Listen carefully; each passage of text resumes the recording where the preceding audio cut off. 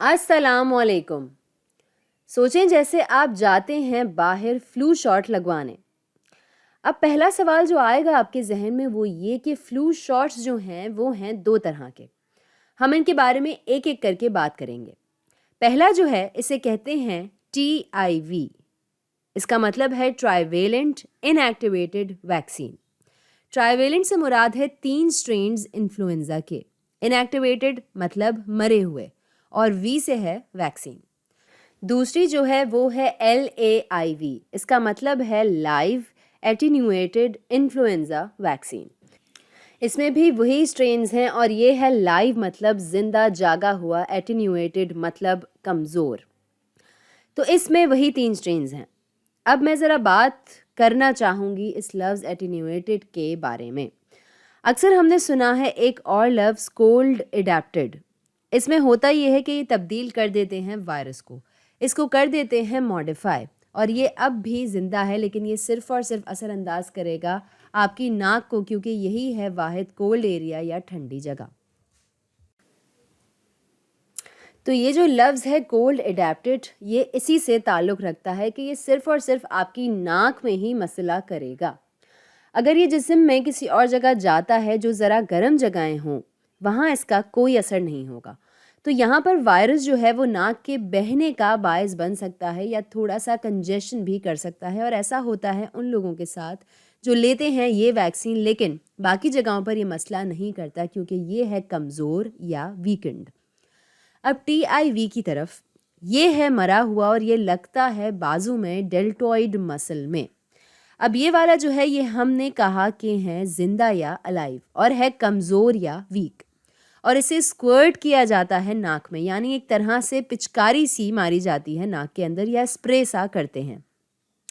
खैर, तो अब बात करते हैं इन ग्रुप्स की जो ये वैक्सीन्स नहीं ले सकते। कौन से ग्रुप्स को हम ना कहेंगे? तो वाहिद ग्रुप जो इस तरफ होगा वो होंगे वो तमाम बच्चे जो 6 महीने से कम उम्र हैं, वो ये नहीं ले सकते। अब यहाँ दूसरी तरफ वो कौन से लोग हैं जो LAIV नहीं लगा सकते? यहाँ 2 साल से कम उम्र बच्चे ये नहीं ले सकते, या फिर वो जो 49 साल से ऊपर हों यानी 49। इस तरह आती हैं हामला ख़वातीन भी, और वो लोग जिन्हें क्रॉनिक बीमारियां हों जैसे एस्थमा या फिर गुर्दे का कोई मसला जिसकी वो दवाई लेते हों, तो ये वैक्सीन इन लोगों के लिए नहीं है। अब इस ग्रुप में कुछ और लोग भी आते हैं जिनको नहीं लेनी चाहिए है LAIV वैक्सीन। अब एक चीज़ ये कि जब भी हम हाई रिस्क ग्रुप्स के बारे में बात करते हैं तो हम इन चारों की भी बात करते हैं। हमने बात की है इन चारों की पहले भी। छोटे बच्चे, बड़ी उम्र के लोग, हामला ख़वातीन और किसी मर्ज़ में मुब्तला शख्स।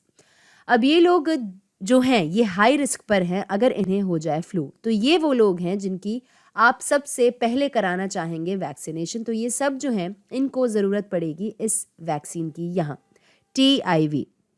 अब अगर बात करें लोगों की जिनको वैक्सीन देना बंद करना है या इनको वैक्सीन लगाने से रोकना है या इनकी वैक्सीन को होल्ड करना है, तो ये मैं यहाँ लिखूँ पहले, रोकना या होल्ड करना। जिन लोगों को वैक्सीन लेने से रोकना है या होल्ड करना है, तो पहले लोग वो हैं जिनको हुआ हो कोई रिएक्शन। अगर किसी को शदीद रिएक्शन हुआ है या एलर्जी हुई है, अब ये वो हैं जिनको वैक्सीन देने से रोकना होगा। ठीक है, अब अगला ग्रुप कौन सा होगा? एक बीमारी होती है जिसे कहते हैं गियान बार डिजीज़। ये बीमारी होती है नर्व्स की और ये कमज़ोर करता है मसल्स को, और माजी में वैक्सीन और इस बीमारी का एक रिलेशन भी मिलता है। तो हमेशा वैक्सीन देने से पहले सवाल करना ज़रूरी होता है कि इस इंसान को गियान बार है तो नहीं। अब तीसरा ग्रुप जो है वो इन लोगों का है जो पहले से बीमार हों। जैसे एक इंसान वैक्सीन लगवाने आया और इसको पहले से ही हो बुखार, अगर ये हैं बीमार तो इनको भी वैक्सीन नहीं देंगे।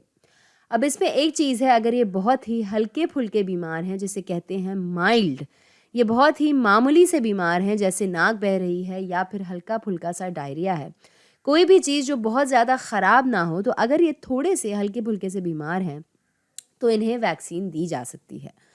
तो अब हमें मालूम है कि किसको हरगिज़ वैक्सीन नहीं देनी और किन लोगों को इनसे कुछ चीज़ें पूछकर होल्ड पर डालना है कि इन्हें वैक्सीन देनी है या नहीं, या इनको होल्ड पर ही रखना है। तो अब चलते हैं थोड़ा आगे और लेते हैं अपना ही टेस्ट। यहाँ जैसे सोचें कि ये खुला है यहाँ पर फ्लू क्लिनिक और अब आपको देनी है वैक्सीन और आप हैं इसके इंचार्ज और आप हैं ये। तो आप देखते हैं कि इन मुख्तलिफ लोगों के साथ आप क्या करते हैं। तो अब एक एक करके शुरू करते हैं और देखते हैं कि क्या आता है किसके हिस्से में, TIV आती है या LAIV। अच्छा, मैं लगाऊंगी पीले रंग से टिक अगर देनी होगी वैक्सीन और अगर नहीं देनी होगी तो लाल रंग से क्रॉस। तो इन सब की उम्रें जो हैं वो लिखी हुई हैं ऊपर और अगर इनके साथ कोई कंडीशन है तो वो लिखी हुई है नीचे। अब आगे बढ़ते हैं। तो यहाँ है एक 3 साल का बच्चा, एक 1 साल का बच्चा और इन्हें लाई हैं इनकी 62 साल की दादी। तो ये तीनों आराम से TIV ले सकते हैं क्योंकि ये तीनों हैं 6 महीने से ऊपर और इन्हें कोई बीमारी भी नहीं है, इन्हें गियान बार भी नहीं है और इनकी एलर्जीज़ की भी कोई हिस्ट्री नहीं है। तो ये पूरी फैमिली ठीक है TIV के लिए। अब अगला कपल जो है यहाँ है एक हामला खातून, ये दोनों 6 महीने से ऊपर हैं। खातून हामला है लेकिन ये TIV ले सकती हैं और जो इनके हस्बैंड हैं इनको है एस्थमा, लेकिन फिर TIV के लिए ये भी मसला नहीं है। अब आखिरी फैमिली 46 साला खातून और इनका 12 साल का बच्चा, तो इनको है फ्लू और ये लग रही हैं बीमार, तो इनको हम TIV वैक्सीन नहीं देंगे, यहाँ हम करेंगे होल्ड। इनके बच्चे को है हल्का फुल्का डायरिया, तो इनके लिए TIV लेने में कोई हर्ज नहीं है। ठीक है, अब चलते हैं LAIV की तरफ। इसके लिए आपको कम से कम 2 साल का होना ज़रूरी है। तो यहाँ ये 3 साल का बच्चा तो ठीक है, लेकिन ये 1 साल का बच्चा इसके लिए ये नहीं है और आगे भी आपको 49 साल का होना चाहिए या इससे कम उम्र। तो यहाँ दादी को भी नहीं लग सकती ये LAIV। अब चलते हैं अगली फैमिली की तरफ। ये खातून है प्रेग्नेंट, तो इनको भी नहीं लग सकती है वैक्सीन और इनके हस्बैंड को भी नहीं लग सकती क्योंकि इनको है एस्थमा। अगली फैमिली में भी इन खातून को है बीमारी फ़िलहाल, तो इनको भी नहीं लगेगी वैक्सीन, लेकिन इनका बच्चा जो है इसको लग सकती है क्योंकि इसकी बीमारी सीरियस नहीं है या बहुत क्रॉनिक नहीं है, तो इसको आराम से लग सकती है ये वैक्सीन। इस बात के साथ ही हमारी ये वीडियो आ गई अपने अख्तिताम पर।